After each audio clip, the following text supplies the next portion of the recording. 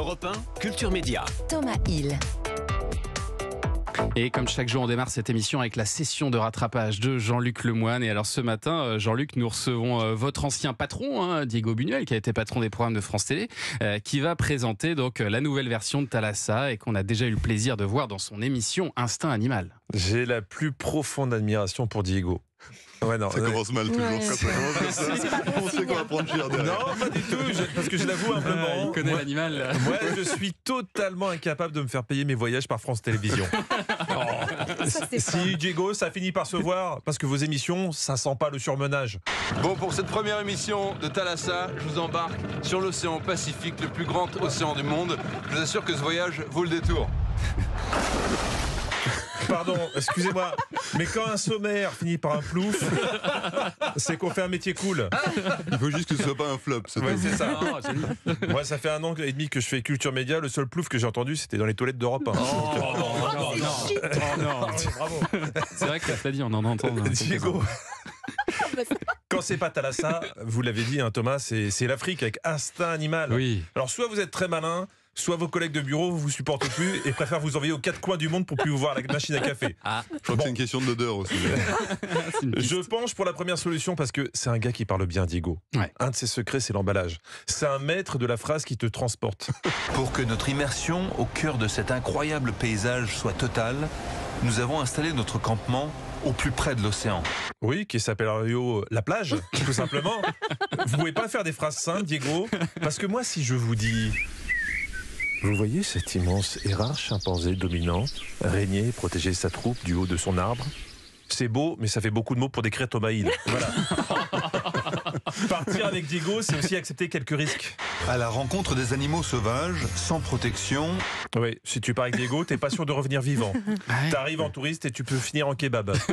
Ça fait de belles images pour les bêtisiers, hein, mais ça t'a quand même coûté un peu cher. Alors, vous co-animez, là je parle d'Instinct Animal, cette émission avec Perrine Croze-Marie. Et là, tout à coup, c'était en décembre, elle est émerveillée, elle a vu le Graal. Alors là, encore mieux. Ah oui, là, Venez voir. On a un caca frais, il y a des mouches dessus. Pour l'anniversaire de Perrine, ne venez pas avec un gâteau, venez avec un caca frais avec des mouches. Non, mais je vous le dis, elle est passionnée de caca. Ah ouais. Et c'est pas de la scato, hein, c'est juste qu'elle adore le toucher, le renifler. Elle a même demandé d'en manger une fois. Justement, là vous allez spoiler un petit peu parce qu'elle est un peu monomaniaque. D'accord, oui. Parce que un peu plus tard dans l'émission, Tu peux savoir, grâce à la crotte, si c'est un mâle ou une femelle. Dingue. Ouais, alors La femelle a un régime beaucoup plus végétarien, beaucoup plus doux. Non, c'est au niveau du goût. Tu Oui, sais, non, mais si alors la ça va, là, femelle- moi j'abandonne là. Alors ça, c'est Gilles Allemand. il n'était pas chaud, Gilles Alma. Alors que Diego, tu sens le baroudeur. C'est l'experte S-caca, quoi. Tu prends le caca, Ouais. et si c'est un goût sucré, mais c'est vrai, épicé. C'est une blague, sérieux? Attends, tu sais que j'étais prêt à le goûter quand même. Diego était presque déçu. Lui, on propose de manger du caca de rhinocéros, il te dit merci, il finit son assiette. Vous voulez que je vous dise, Diego, vous êtes trop bien élevé. Parce que j'ai été chercher dans vos archives, et déjà dans les Nouveaux Explorateurs, il y a une dizaine d'années, vous aviez peur de vexer les gens. D'habitude, pendant mes voyages, on m'offre un thé, partager un repas. Ici, apparemment, la tradition, c'est de partager de l'opium. Donc, je vais devoir goûter pour pas les insulter. Oh, quelle abnégation. Partez jamais en immersion dans une secte suicidaire, Diego. Si vous assistez. Non, parce que votre dévouement risque de vous coûter cher et nous, on tient à vous. Oui. Alors, vous vouliez aborder d'autres points, Jean-Luc, ce matin? Bah oui, mais j'ai plus le temps. Oui, c'est vrai. Bah, vous le savez, Temps file. la direction d'Europe 1 m'a demandé de mettre un peu plus d'infos dans ma rubrique. Ah oui, c'est vrai. Donc tout de suite, le rappel des titres d'Émilie Dez. Le journal permanent.